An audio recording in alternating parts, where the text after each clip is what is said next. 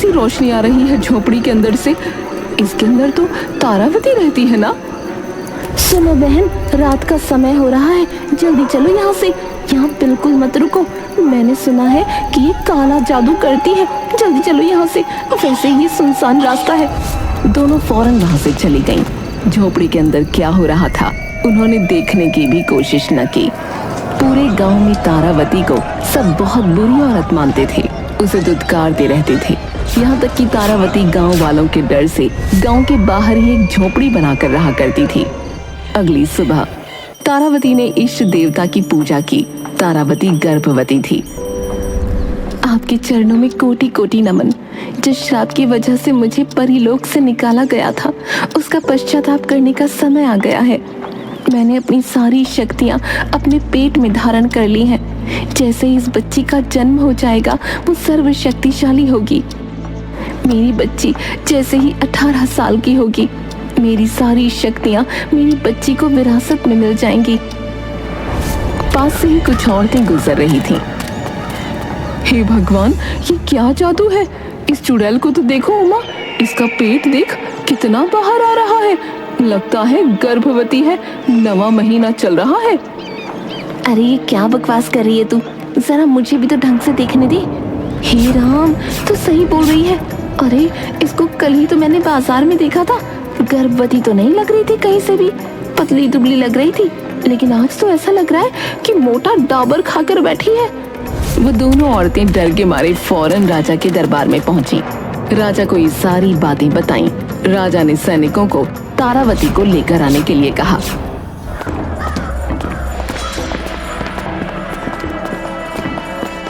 राजा साहब, आखिर मैंने क्या किया है जो आपने मुझे यहाँ बुलवाया?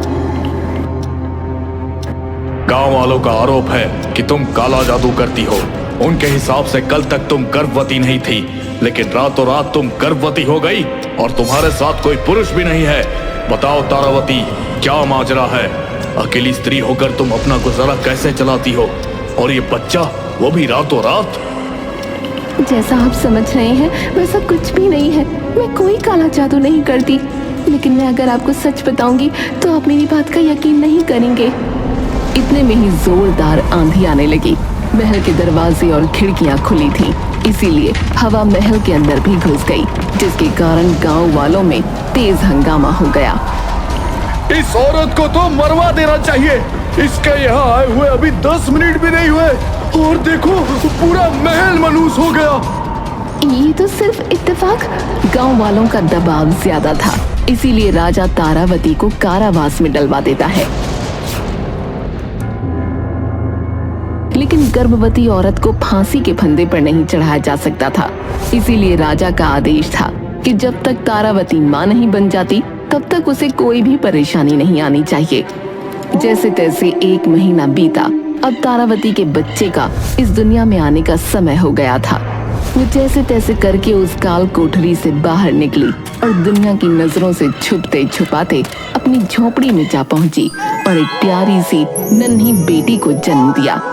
मैं जानती हूँ कि अब तक पूरे महल में मेरे भागने की खबर फैल गई होगी और सैनिक आते ही होंगे मुझे लेने के लिए, लेकिन मैं अपनी बच्ची को उनके हवाले नहीं कर सकती। तारावती एक दूसरी झोपड़ी के आगे अपनी बेटी को रखकर वहां से भाग गई।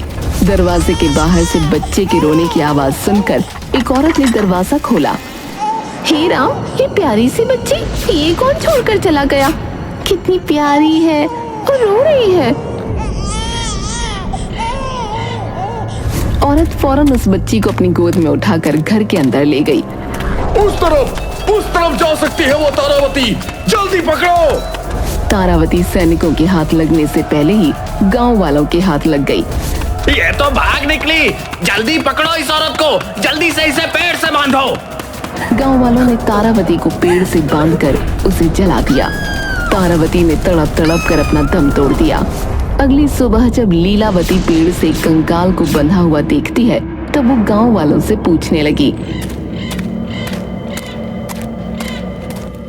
अरे लीलावती, तुम कहाँ सो रही थी? रात को बड़ा हंगामा हुआ पूरे गांव में। वो थी ना तारावती, अरे वही डायन, उसको जला दिया इस पेड़ से बांधकर। रात को जेल से भाग निकली थी। लेकिन वो तो माँ बनने वाली थी ना, तो क्या उसका बच्चा भी? अरे नहीं नहीं, लगता है वो बच्चे को जन्म दे चुकी थी, लेकिन उसका बच्चा कहाँ है ये कोई नहीं जानता। अब लीला को कुछ कुछ समझ आ रहा था।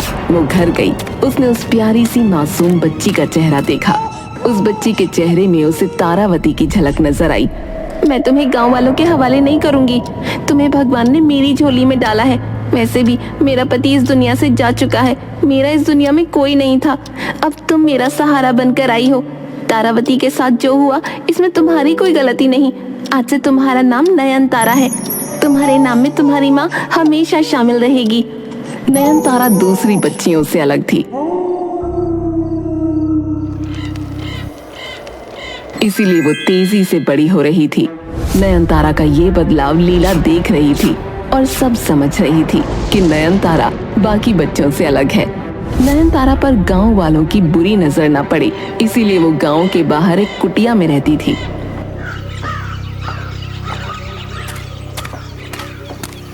माँ ये देखो, मैं मीठे मीठे बेर लेकर आई हूँ। अच्छा, तुझे कैसे पता ये मीठे हैं? कुछ खट्टे भी तो हो सकते हैं। सब पता है माँ, कोई सा भी चख लो, सब मीठे हैं। नयन तारा कोई साधारण लड़की नहीं थी, बल्कि वो एक जादुई लड़की थी। लीला को भी काम में कोई भी मुसीबत आती तो नयन तारा अपने जादू से चुटकियों में वो काम पूरा कर दिया करती थी। अरे बारिश की वजह से लकड़ियाँ गीली हो गई हैं। मुझे भी याद नहीं रहा कि रात को बारिश हो सकती है। मैंने लकड़ियों को अंदर रखा ही नहीं। अब खाना कैसे बनेगा? तभी नयन तारा उन गीली लकड़ियों में आग लगा देती है। इसमें इतनी हैरानी की क्या बात है माँ? लकड़ियाँ ही तो है, वो तो जलेंगी। उनका काम है जलना। ये जल गई, अब बना लो खाना। नयन तारा को लगता था कि ये सब सिर्फ इत्तेफाक है, लेकिन दरअसल ये तो उसके जादू की वजह से होता था। अब जैसे तैसे नयन तारा बड़ी हो रही थी, वैसे वैसे लीला भी बुजुर्ग होती जा रही थी। ये पेड़ तो बहुत ऊंचा है, लेकिन जो फल पेड़ के सबसे ऊंचे हिस्से में होता है वही वाला स्वादिष्ट होता है। इंतजार करना पड़ेगा, जब वो नीचे गिरेंगे तब मैं अपनी नयन तारा को खिलाऊंगी। आपको सबसे ऊंचे वाला फल खाना है ना माँ? ऐसा बोलकर नयन तारा पेड़ पर हाथ रखती है। ऐसा करते ही पेड़ के सारे फल नीचे गिर पड़े। मैं आपको उठाकर देती हूँ सबसे मीठे वाला फल। ये लो, ये वाला फल सबसे स्वादिष्ट है। ये सिर्फ आपके लिए है। लेकिन मेरी बच्ची, ये तूने क्या किया? पेड़ के सारे फल नीचे गिरा दिए। इतने में ही फलों का मालिक वहाँ पहुँचा। मेरा इतना नुकसान कर दिया, मेरे पेड़ के सारे फल तोड़ दिए, मैं तुम्हें छोड़ूंगा नहीं। मुझे माफ कर दीजिए, मेरी बच्ची को भी माफ कर दीजिए। इसकी भी कोई गलती नहीं है, नादान है बेचारी। माफी से क्या होगा? तुम्हें ये सारे गिरे हुए फल को खरीदना होगा। मेरा तो भारी नुकसान हो गया। मेरे पास तो इतने पैसे नहीं हैं। तू बुढ़िया, पैसे भी नहीं और मेरा नुकसान भी कर दिया। तभी वो आदमी देखता है कि नयन तारा ने 3 ताली बजाकर उन सभी फलों को वापस पेड़ों की टहनियों पर टांग दिया। ये देखते ही वो बौखला गया। हवा में उड़ते हुए सारे फल टहनियों की तरफ वापस जाने लगे। अरे ये तो जादू करती है। ये बोलकर वो आदमी भाग गया। तूने दूसरों के सामने अपना जादू क्यों दिखाया? मेरी बच्ची, वो पूरे गांव में ढिंढोरा पीटेगा। चल जल्दी चल यहाँ से। लीला नयन तारा को लेकर वहाँ से भागने लगी और फौरन दूसरे गांव जा पहुंची। दूसरे गांव में वो नदी किनारे कि कोई उसे वहाँ ढूंढ न ले। कल तेरा जन्मदिन है, तू 18 साल की हो जाएगी। तुझ में अकल कब आएगी? तू इतनी बड़ी हो गई है, हमें वो गांव छोड़ना पड़ा। मुझे माफ कर दो माँ, वो सब अनजाने में हो गया। लेकिन अब हम कहाँ रहेंगे? मुझे तो कुछ समझ नहीं आ रहा। तभी नयन तारा नदी के किनारे से कुछ लकड़ियां बीनने लगी और हवा में हाथों को लहराते हुए ऐसा लग रहा था कि मानो उसने लकड़ियों को आदेश दिया हो। लकड़ियां अपने आप ही काम में लग गईं। धीरे धीरे उन लकड़ियों से एक झोपड़ी बनकर तैयार हो गई। वो झोपड़ी बहुत सुंदर और टिकाऊ सी थी। ये झोपड़ी तो बहुत सुंदर है। अच्छा, तू घर में बैठ, मैं खाना पकाने का कुछ जुगाड़ करके आती हूँ। लीला नदी के किनारे उगने वाली सब्जियों को बीनने चली गई, लेकिन इतने में ही एक अनहोनी हो गई। लीला का पैर फिसला और वो नदी में जा गिरी। नयनतारा, मुझे बचाओ। नयनतारा भागते हुए अपनी माँ के पास आई। नयनतारा को तैरना भी नहीं आता था। वो देखती है कि उसकी माँ पानी के अंदर डूब चुकी है और अब वो कहीं नजर नहीं आ रही। नयनतारा रोते हुए, माँ, मैं आपको कुछ नहीं होने दूंगी। कहाँ गई मेरी माँ? इस मनहूस नदी ने मेरी माँ को डुबा दिया। मैं इस नदी को सुखा दूंगी। नयनतारा गुस्से में नदी में कदम रखती है और ऐसा करते ही पूरी नदी सूख गई। सारी मछलियां फड़फड़ाने लगीं। नयनतारा ने देखा कि नदी के बीचों बीच नयनतारा की माँ बेहोश पड़ी है। वो फौरन अपनी माँ को उठाकर नदी से बाहर निकली और कुछ ही पलों में लीला को होश भी आ गया। लीला ने देखा कि नदी बिल्कुल सूख चुकी है, मछलियां फड़फड़ा रही हैं। ये तूने क्या किया? मेरी जान बचाने के लिए इतने सारे बेजुबान जानवरों की जान लेने पर उतारू हो गई तू। नदी को जल्दी से पहले की तरह कर मेरी बच्ची। माँ, इस नदी ने आपकी जान लेने की कोशिश की। मैं इसमें दोबारा से जान नहीं लाने वाली। मेरी बच्ची, मेरी बात सुन। सब कुछ विधि का विधान है। गलती मेरी ही थी कि मैं नदी के ज्यादा पास आ गई और मेरा पैर फिसल गया। बेटा, तू जल्दी से नदी में फिर से पानी ला। उसके बाद नयनतारा दोनों हाथ जोड़ लेती है। देखते ही देखते नदी फिर से लहराने लगी। नदी में पानी भर गया। माँ, शुक्र है कि आप ठीक हो। खाने की चिंता आप मत करो, वो मैं देख लूंगी। आप चलो घर के अंदर। लीला जानती थी कि नयनतारा में बहुत ज्यादा शक्तियां हैं। नयनतारा अपार शक्तिशाली थी और अब वो 18 साल की होने वाली थी। कल सुबह होते ही मैं नयनतारा को सारी सच्चाई बता दूंगी। नयनतारा को अपनी शक्तियों का अभी एहसास नहीं है। अगर ऐसा ही रहा तो कहीं उसके हाथों कोई अनहोनी ना हो जाए। मुझे उसे सच्चाई बतानी ही होगी। अगली सुबह हुई। जन्मदिन की ढेर सारी बधाई हो मेरी प्यारी सी नन्ही परी। अब तो मैं बड़ी हो गई हूँ ना माँ। अब आप मुझे नन्ही परी क्यों बोल रही हो? मेरे लिए तो तू हमेशा नन्ही परी रहेगी। आज तू 18 बरस की हो गई है। मैं तुझे तेरी जिंदगी से जुड़ा एक बहुत बड़ा सच बताना चाहती हूँ। मेरी बात ध्यान से सुनना। मैं तेरी माँ नहीं हूँ। ये कैसा मजाक है माँ? तेरी माँ का नाम था तारावती। वो तुझे जन्म देते ही मर गई। गांव वालों ने मार डाला उसे। तेरी माँ ने कभी किसी का कुछ नहीं बिगाड़ा था। कोई नहीं जानता था कि वो कहाँ से आई है, तेरे पिता कौन है। ये सारे राज तेरी माँ के साथ ही चले गए। तेरी माँ तुझे मेरे दरवाजे पर छोड़कर गई थी। तब से मैंने फैसला किया था कि तुझे कभी भी ये सच पता नहीं चलने दूंगी। मुझे डर था कि कहीं ये सच जानने के बाद तेरे मन से मेरे लिए प्यार कम ना हो जाए। मेरे लिए ये मान पाना बहुत मुश्किल है माँ कि आपने मुझे जन्म नहीं दिया। लेकिन माँ तो मेरी आप ही हो। मेरी वजह से आप गांव वालों से लड़कर गांव छोड़कर यहाँ रहने आ गई। मुझे अकेले पाल पोस कर बड़ा किया। नयनतारा अपनी माँ के गले लग गई और खूब रोने लगी।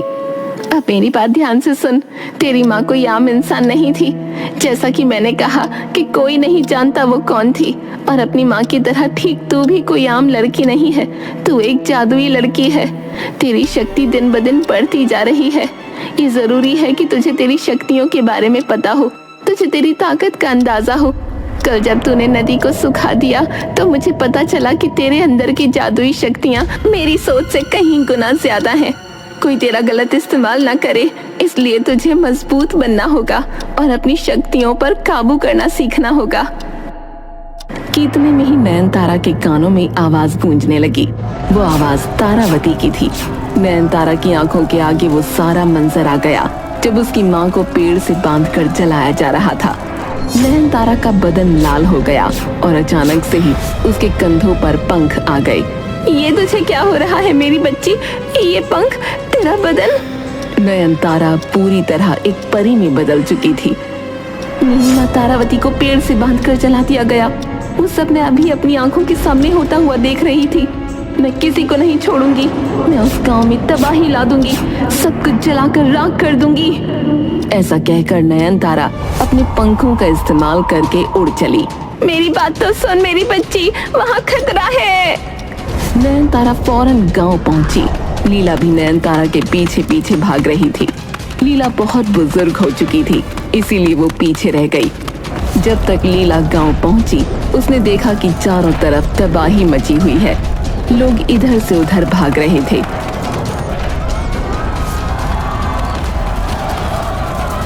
पूरे गांव में आग लगी हुई थी।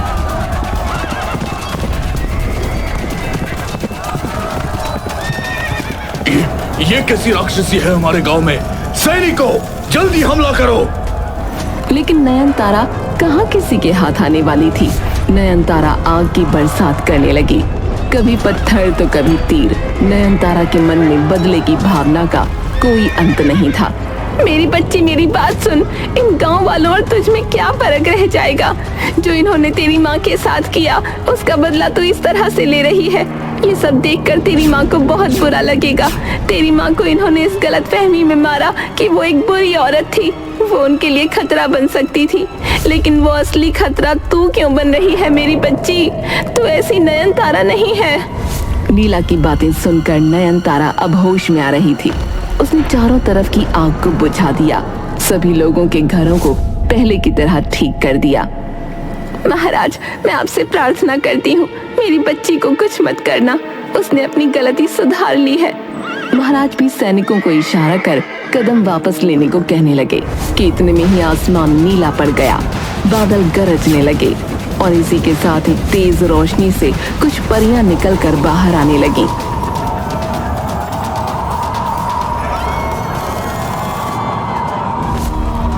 सारा गांव ये नजारा देखकर हैरान था। नयनतारा, आप परीलोक की राजकुमारी हो। परीलोक की राजकुमारी? आप क्या कह रही हैं? मुझे कुछ समझ नहीं आ रहा। जी हाँ, आपकी माँ तारावती परीलोक की रानी परी थी, लेकिन उन्हें दुश्मन देश के राजा से प्रेम था। उनकी प्रेम कहानी तो सफल ना हो सकी, लेकिन इसके साथ साथ तारावती रानी परी को श्राप दिया गया और इस श्राप की वजह से वो धरती पर रहने लगी थीं।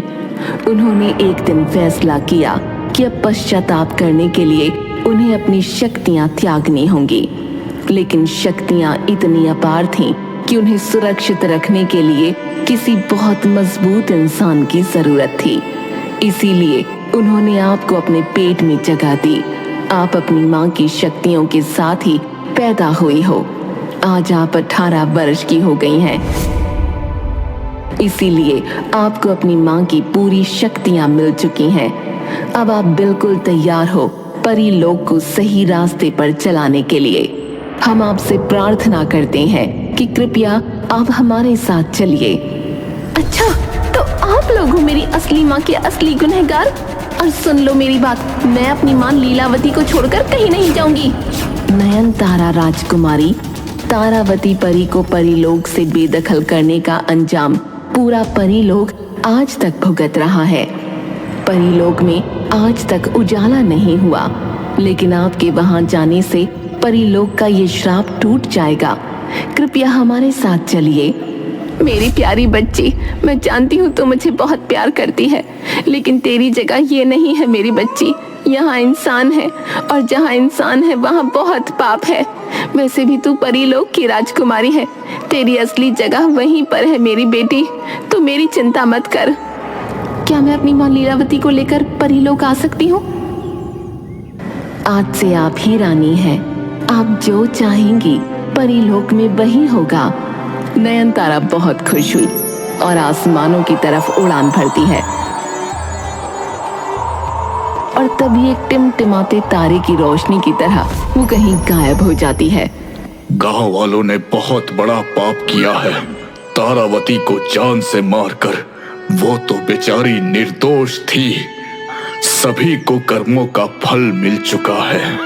और उस दिन के बाद से नयनतारा अपनी माँ लीला के साथ परीलोक में हमेशा हमेशा के लिए खुशी खुशी रहने लगी। जादुई लड़की की कहानी अब पूरे गांव में प्रचलित हो चुकी थी। यहाँ तक कि आसपास के 7 गांवों में भी जादुई लड़की की कहानी कई सालों तक जिंदा रही।